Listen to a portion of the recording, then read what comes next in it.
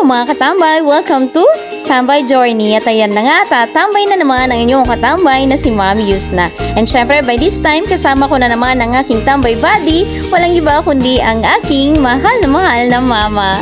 Tara mga katambay, samahan nyo kami tumambay sa taon. At ayan na nga mga katambay, nandito na tayo sa may Santa Catalina. Ayan, ang dami kong memories dito sa Santa Catalina mga katambay kasi dito talaga ako lumaki. Napadaan nga kami dito sa Don Gregorio Evangelista Memorial School. Kung di nyo natatanong mga katambay, wag nyo na ring itanong kasi ikukwento ko na. Dito kasi ako nag-elementary sa Don James mga katambay. Aminin mo katambay, kay sarap talagang balik-balikan ang mga alaala nung tayo'y bata pa. Noong mga panahong wala pa tayong suliranin at ang tanging nating iniisip ay ang maglaro, kumain at matulog. Oh, ang sarap talagang balik-balikan ang mga ala-alang iyon mga katambay. Narito na pala tayo sa May Novo. Ayan. Actually mga katambay, ang dahilan kung bakit kami napapunta sa bayan ay para bumili ng ipangre-regalo. At nang nakabili na nga kami ay pumunta nga kami dito sa may kabilang tindahan, ang Unisales.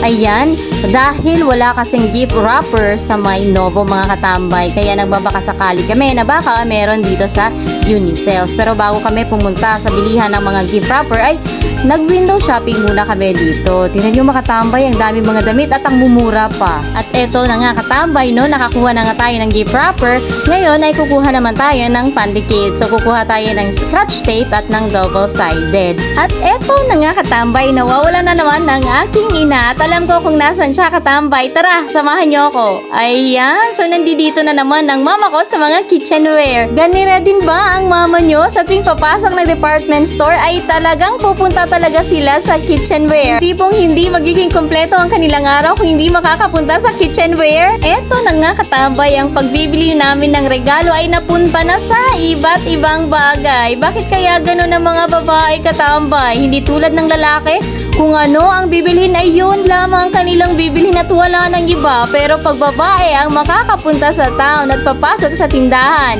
ang dapat nabilhin minsan ay hindi na nabibili kasi iba na yung nabibili. Tapos na nga kami sa pag-window shopping sa may Unisales at nakabili na rin kami ng gift wrapper mga katambay. And by this time, maghahanap naman kami ng damit ng mama ko. Ayan, napakapihikan ng mama ko sa dress mga katambay.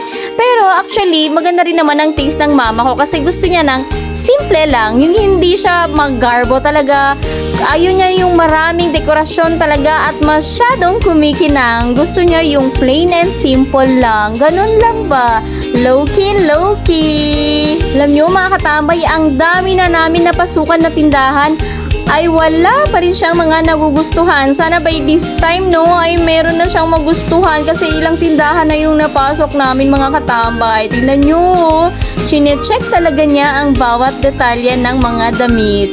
Ayan, napasok na namin yun lahat pero wala talaga siyang napili hanggang sa dumating na nga kami dito sa baba ng UZ. Ayan, thank God!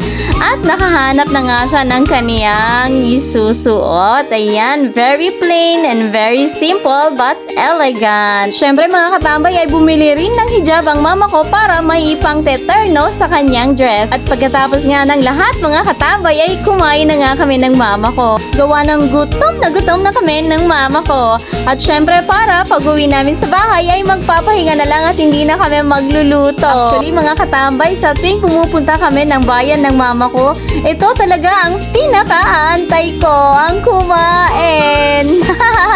Masarap kayong kumain. Hello! Yun lang mga katambay. Bye!